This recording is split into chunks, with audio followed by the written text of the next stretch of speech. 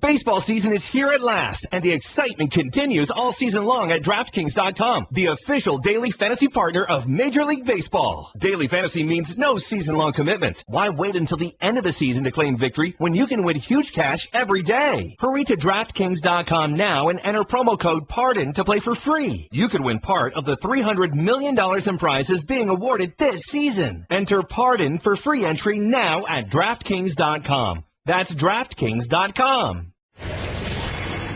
Pardon the interruption, but I'm Mike Wilbon. Tony is part of a plea deal. An elderly man who sunbathes naked in his backyard has agreed to start wearing a bathing suit. I'm Tony Kornheiser, yeah, but they didn't tell me I couldn't wear that suit on my head. Okay, see, it doesn't help the rest of us with eyes if you're wearing it on your head. Yeah, but it gets me in all over tan. Yeah, all over. So it works out for me. Yeah, I think if people sunbathe nude in their backyards and they're fenced in, I don't think that's so terrible. If they're fenced in. Well, if it's just laying out there, then I grant you that's a bit of a literally problem. and figuratively. Welcome to PTI, boys and girls. In today's episode, the Cowboys consider Greg Hardy. The Nuggets figure out a way to be even more terrible. And Bryce Harper says lollygagging was part of his strategy. But we begin today with a surprising and thought-provoking retirement of 49ers rookie linebacker Chris Borland at only 24 years old. Borland said he did this because he was afraid of brain trauma. Wilbon, this kid is young, he's good, and now he's out. How concerned should the league be? Not at all, really, Tony. I know they are concerned. The league is concerned because they issued a statement. They didn't issue this last week, when the 26-year-old quarterback retired, or when the great, 49ers linebacker Patrick Willis, who had a foot injury, retired. They did it to this. So there's concern. Yeah. But, Tony, I don't think there's going to be a Pied Piper effect here. I think this is very serious. I think it's very individual as to what you think about your own health. This kid chose health over risk. Right. And I think that, I certainly hope there's no criticism of him because of that. But I don't know that there's going to be any trend that has started here. The worst case scenario is boxing. Okay, that football becomes boxing. We are going down a road. Boxing is not a sport anymore. Right. It's 5 events a year, and that's all it is. And if too many kids, and if too many parents don't let their kids play football, then down that road, your better athletes will go to other sports. You're talking 25 years, 50 years? I think we're talking 20 to 30 years. Okay. I do. But I can also see a little bit of it, and I think that the NFL's problem, which they understand, is safety, get a better helmet or something like that. They are very quick to point out that concussions are down. When they issue a statement, what they try to do is nullify what this kid said by saying they do two that things. It's safer. They say, there are fewer concussions and that we're making the game safer. Right. You know what, Tony? That's all true. But it's not a safe game inherently. No, there's right. risk, great physical risk, just to be out there. This is where I always say, and you make fun of me sometimes, you don't want to get hit, play golf. Do something else. There's always going to be physical risk in football. What is true now is that for every person like Chris Borland, there's 200 that will take his place. No question. There's an enormous appetite for football. Particularly in that level. There's so many who are already in the pipeline and moving up. Well, but I mean, the appetite, look at the ratings for college football, pro football. The appetite is out there. I mean, when do you reach a tipping point? Not in our lifetime. No, I don't think so. Not in our lifetime. I don't believe it. It's the same thing. In basketball players, when they go like the Moutier kid, and who was the other? Brandon Knight, right? You know, they go to Europe. And they go to Europe. They skip. Brandon Jennings. They skip a year that they have to go to college. And we always ask, is it a trend? Is it going to start a trend? It's not. Not yet. It's not a trend yet. No. Believe it or not, there are still notable free agents without an NFL home. So that could change quickly for Greg Hardy. The former Panther defensive end, first convicted of assault, and then the beneficiary of dropped charges on appeal, was at Valley Ranch today to meet with the Dallas Cowboys. It's still unknown whether Hardy will face league-imposed discipline, and if so, how much. But, Tony, should teams feel good about the possibility of signing Hardy, considering all the baggage he's carrying? Well, good is a loaded word. This is a very complicated issue. If you have read the transcript of the first trial, we did. The allegations make Hardy look like a brute. They're very, very disturbing. And I think it's reasonable to assume, at least assume the possibility, that the reason there was no second trial is because somebody was paid off, right? And the plaintiff did not show up. Civil suit, we're talking. But presumably, there will be a punishment here under the league's code of ethics. And So after you're that saying the punishment league would is look served, at the first, the yes, transcripts, sure, the judge's all of it, decision, and impose a penalty. And after that is served, and he becomes eligible to play in the league, teams are going, not all teams, but certainly some teams are going to want to sign him. I don't disagree with a word of that, so I'm going to spin this forward a bit. Essentially, the really scary thing for me, Tony, is, and maybe depressing, because there's no video.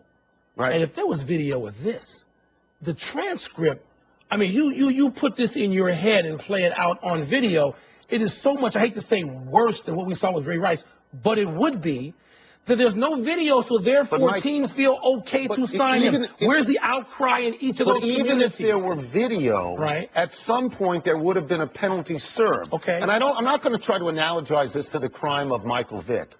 But many teams didn't want to touch Michael Vick. Yes. And the Eagles did. And you and I both think Michael Vick changed as a person. So maybe Greg Hardy changes as a person. I think it becomes complicated. I think there are teams that will sign him, and I think many people will condemn those teams, and I think I might too, but I'm not sure I'm right about that. Wait, I'm not. If Hardy signs, does that clear the way for somebody to sign Ray Rice? Yes.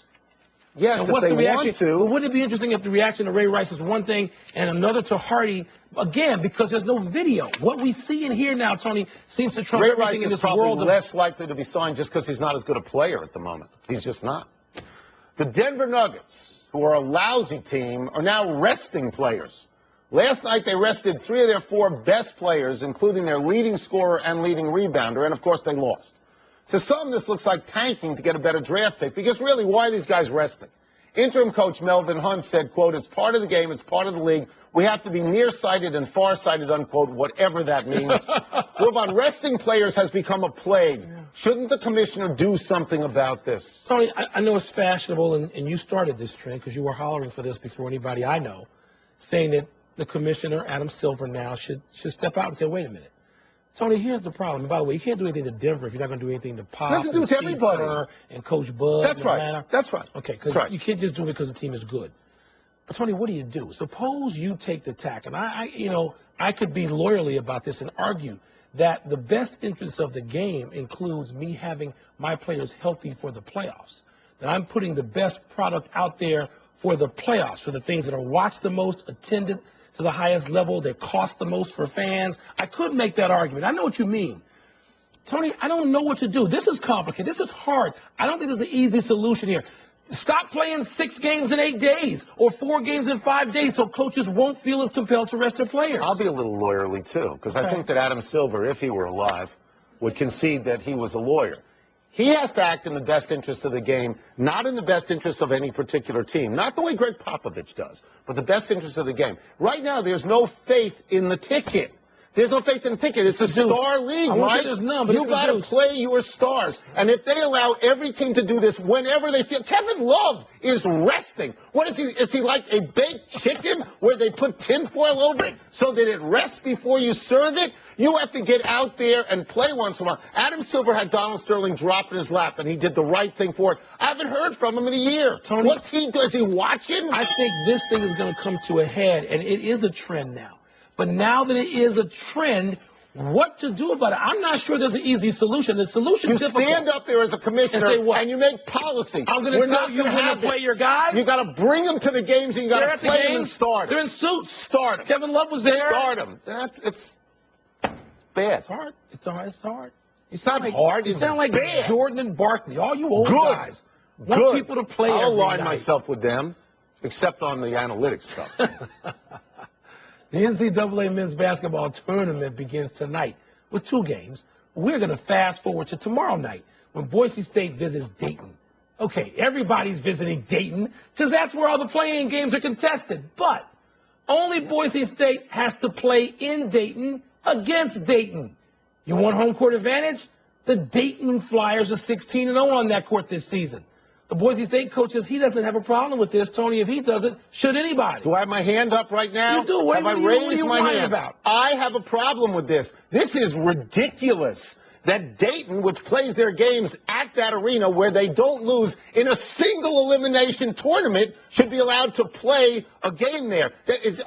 Have we reached the point where selling tickets is so important that it's like the women's game where they allow the number 1 seeds to play at home? For the 4 play-ins. Well, you know what? They're an 11 seed. Yeah. They were in the Final 8 last year. Make them a 10 seed or take 2 11 seeds who don't even belong in this tournament, Texas and UCLA, and let them do the play-in game. I agree with all that in theory. You going to get lawyerly on me? No, but I like when the Boise State coach says, bring it on. Okay. You know, see, I like what else is he going to say? I'm tired of certain schools, and they include one in this area, that I happen to live in, where there's a lot of whining about the seeding and what somebody else is seeded. Shut up! Are you talking about Maryland? I'm talking about Maryland. Now that you outed them and me, shut up and play. Don't get whiny on what Georgetown's got. There's too much whining about seeding. You're in the tournament. Get in there and play who you're supposed to play. Can I like the Boise I want to State articulate a vision that I know you have. What? 68 teams is stupid. Okay, 64, and take 4 at-large teams that have finished 8th in a power conference and tell them next year for you. I agree with Get out. 64. So we don't have this. It is started Thursday. criminal to let Dayton play at home. They call them and they put in the record book the second round. No, dope. No, it's the first round. They want to get out and do all this junk with the tournament. It's unfair on every level to Dayton and to the team they play. And Boise wears the home unis. Make Dayton wear the visiting unis in their gym. Put Dayton in the main draw. Put them in the main draw. Yesterday in spring training, Bryce, where's my ring, Harper, casually approached a single to right. Careful, he's your boy. As the Houston runner turned for second, Harper raced for the ball, gunned him out.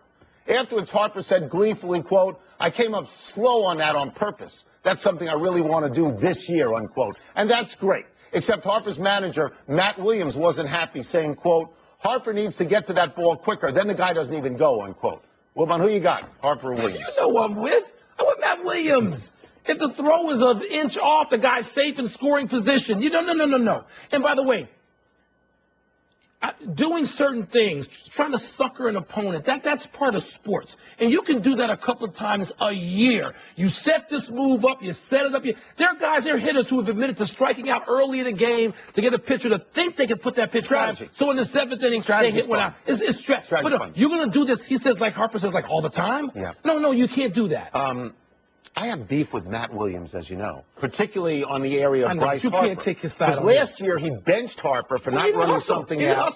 But later in the season he let guys not run stuff out and didn't bench them. That's his young star. He humiliated Harper. Right. So my feeling, of course, is I want to see Harper play center field where they should put him. So he wants to be Willie Mays and Mickey Mantle and bat third and all that stuff. And in this case, I'm 1,000% with Matt Williams. Good. But you can't do this. No. This is not the way it works. It's like Get on the ball. He forgot about it. The manager came up conveniently. 100% right. The kid it's a show-off move. That's who he is. He's in love with himself. Look, here's the thing. The Nationals think, they believe, and they tell everybody the moment the sun comes up, that they're going to win a championship. Where's my ring? They tried this a couple of years ago. That move wasn't good. Right. This guy has all the talent in the world. He's got the Had a great charisma. September. He's the guy who can say, follow me to a team, and they will follow him. But you don't want him to follow him into a lazy play, throwing the second base late. You can't do that. It's hard for me to say this. I'm with the manager. Let's take a break, but coming up, which number 1 seed should we feel more confident in, Wisconsin or Duke? That's a good question. And later, will Trent Richardson finally put it all together for his new team? He said he was. He said he was his last team. This is my last team. Right. Be careful what you ask for, big boy. Could be quick. Baseball season is here at last, and the excitement continues all season long at DraftKings.com, the official daily fantasy partner of Major League Baseball. Daily fantasy means no season-long commitments. Why wait until the end of the season to claim victory when you can win huge cash every day? Hurry to DraftKings.com now and enter promo code PARDON to play for free. You could win part of the $300 million in prizes being awarded this season. Enter PARDON for free entry now at DraftKings.com. That's DraftKings.com.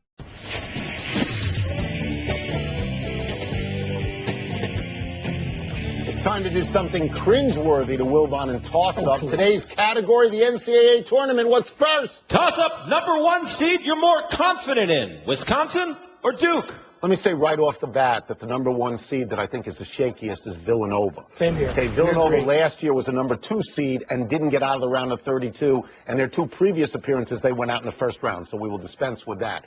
In terms of Wisconsin and Duke, Wisconsin is a really good team, but they are likely to get Arizona in the round of 8, and Arizona is a really good team.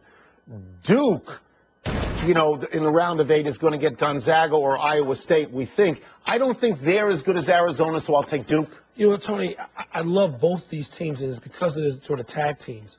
Okafor and Winslow, and Duke's got a lot of players, but just Okafor and Winslow. I mean, these freshmen, I love watching them. They are dynamic. They're talented. They seem to have poise beyond, you know, being whatever they are, 18, 19 years old. But Kaminsky and Decker, I got Wisconsin going to the Final Four and winning the whole thing. So I got to take Wisconsin. I do that with some confidence. Next. Toss-up, 11 seed more likely to upset a 6. Texas or UCLA? Neither one of these teams should be in the tournament. I don't care if they win the tournament, and they might. They shouldn't be in the tournament. That's right. UCLA and Texas have 13 losses each. Now, having said all of that... You're not picking UCLA. I'm not, because I'm not going to kick Larry Brown out at SMU. I'm not going to kick him out. I'm actually going to make the choice based on conferences, though, because Texas's conference is the best conference all year. Really good. And I believe that Butler's conference, the Big East, is overseeded this year, including Georgetown at a number 4. So I will say that the better chance is Texas over Butler. What shots have you taken at Georgetown's seeding in the last 48 hours? About 3.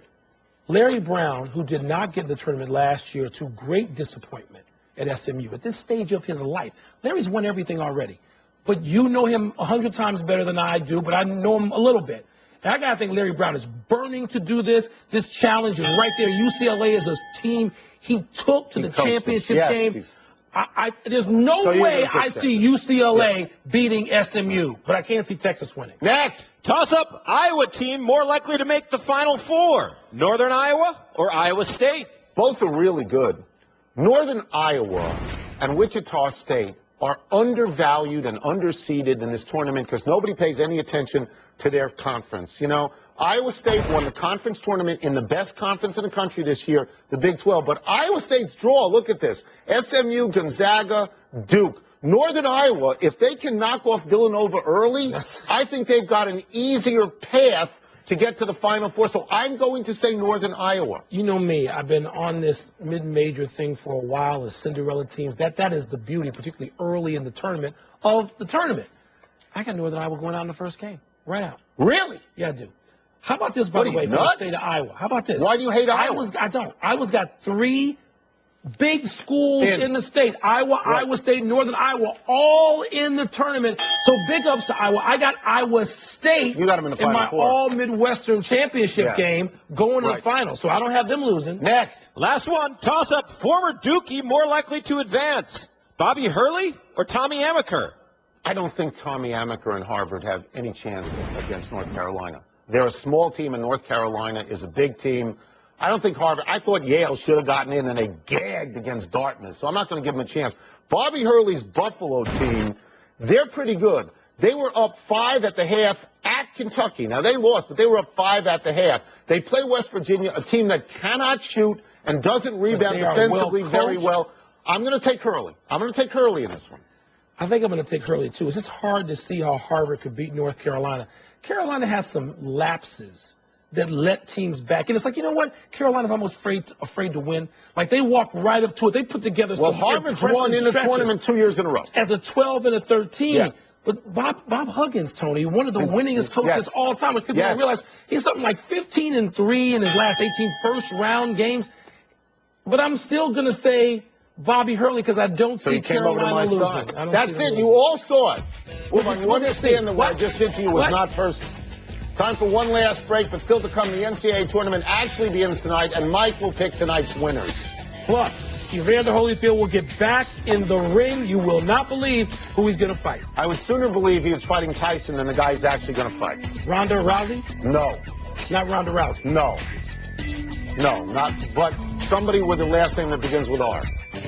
Happy time, people. Happy 34th birthday, Kyle Korver. 34. Sneaky old. Korver, who made the All-Star team for the first time, is out now with a broken nose. When he comes back, he'll wear a mask.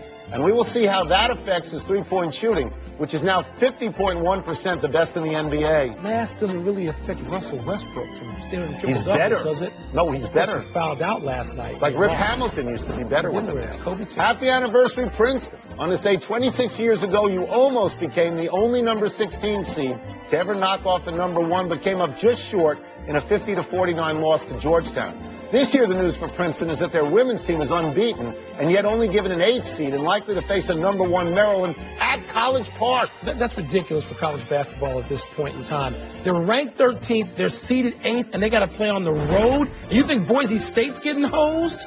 Happy trails to this Max Pacioretty pass. The Canadians forward turned and inexplicably passed the puck back into his own zone last night, right to the NHL's second leading scorer, Steven Stamkos, who promptly blasted a shot past Pacioretty's goalie, Carey Price. Well, that's a Freddie Brown pass. And just like Freddie Brown, what was James Worthy doing back there? And what's this guy doing back there? What's Stamkos doing in that position on the ice? I remember that game, watching that game and thinking, how is Worthy there at all? It may be the most memorable college play in my life of going to that tournament 35 years. And I know yours too. We're sitting courtside watching that. It's unbelievable. I certainly still remember it. No errors today. Boom! Take that. Running out of show, we go to the big finish. The Raiders have signed your boy Trent Richardson. Tell me that's a good fit. It's the Raiders and a guy who's been a bust so far. It can't be a good fit unless it's a Cinderella story down the line. Good fit?